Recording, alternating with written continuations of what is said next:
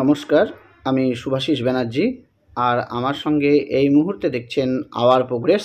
আজকে আমরা আলোচনা করব একজন পিতা তার সমস্ত সম্পত্তি তার অন্য কোনো যে কন্যা বা পুত্র রয়েছে তাদেরকে না দিয়ে একজন পুত্রকে সমস্ত সম্পত্তি দান করছে। এই যে বিষয়টা, উনি কি পারেন এইভাবে করতে? দেখুন, এই আলোচনা করার পূর্বে আমাদেরকে জানতে হবে সেলফ অ্যাকোয়ার্ড প্রপার্টি কী এবং অ্যানসেস্ট্রাল প্রপার্টি কী, এই দুটো বিষয় জানতে হবে। তো আপনারা জানেন সেলফ অ্যাকোয়ার্ড প্রপার্টি অর্থাৎ স্ব অর্জিত সম্পত্তি। স্ব অর্জিত মানে আপনারা জানেন স্ব অর্জিত মানে নিজের সম্পত্তি, নিজের কেনা সম্পত্তি। এটা হলো সেলফ অ্যাকোয়ার্ড প্রপার্টি। আমি নিজের কেনা সম্পত্তি যাকে খুশি তাকে দিতে পারি, এটা আমার অধিকার রয়েছে, ব্যক্তিগত অধিকার রয়েছে সেলফ অ্যাকোয়ার্ড প্রপার্টির ক্ষেত্রে। আর যদি এটা অ্যানসেস্ট্রাল প্রপার্টি হয়, অ্যানসেস্ট্রাল প্রপার্টি মানে পূর্বপুরুষের সম্পত্তি, এটা উত্তরাধিকারীতে প্রাপ্ত। এই সম্পত্তি 4th জেনারেশন অবধি আপনার অ্যানসেস্ট্রাল প্রপার্টি থাকে। 4th জেনারেশন অর্থাৎ ধরুন আপনার ঠাকুরদার বাবা হলো 1ম জেনারেশন, তারপরে ঠাকুরদা হলো 2য় জেনারেশন অর্থাৎ প্রজন্ম, তারপরে ঠাকুরদার পর আপনার বাবা হলো 3য় প্রজন্ম বা জেনারেশন, তারপরে আপনি হলেন 4th জেনারেশন। এইভাবে কিন্তু চলে আসে।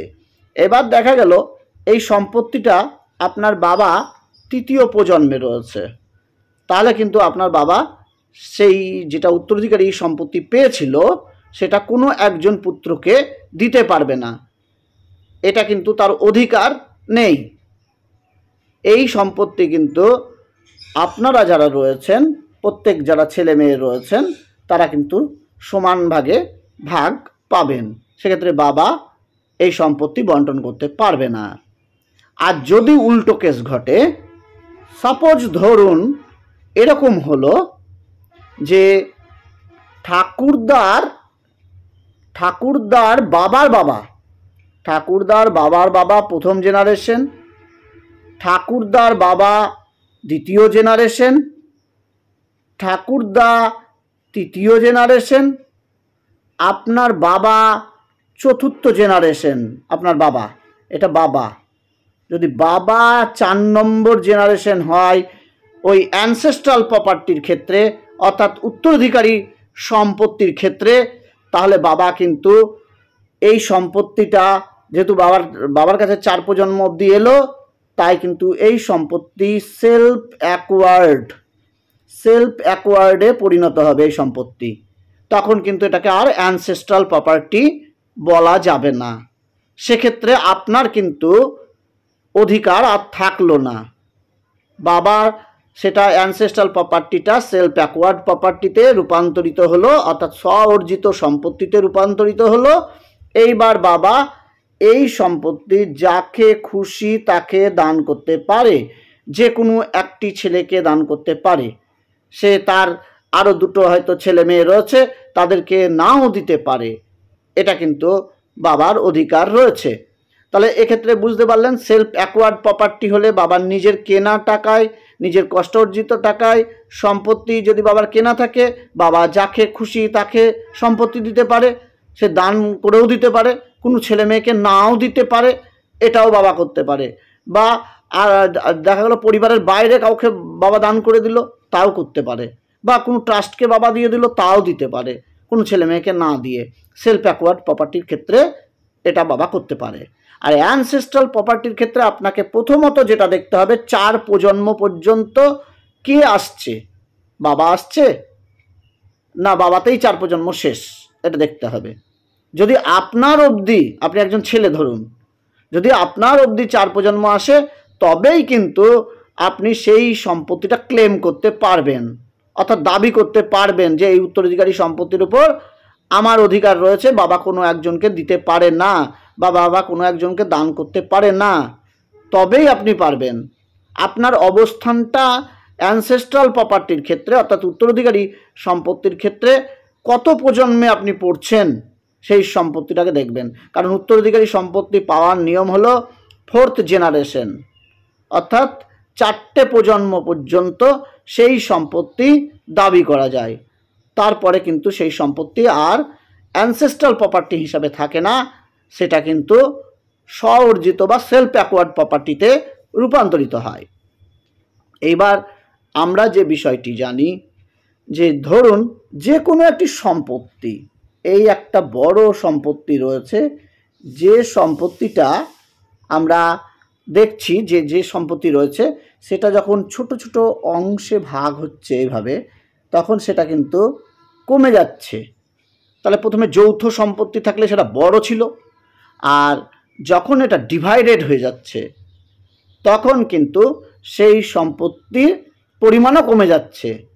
তাই বাবা যে অ্যানসেস্ট্রাল প্রপার্টি এইখানে প্রথম প্রজন্ম থেকে যেটা শুরু হয়েছিল সেখানে যত পরিমাণ ছিল সেই অংশটাই যে বাবা পেয়েছে তার তো মানে নাই।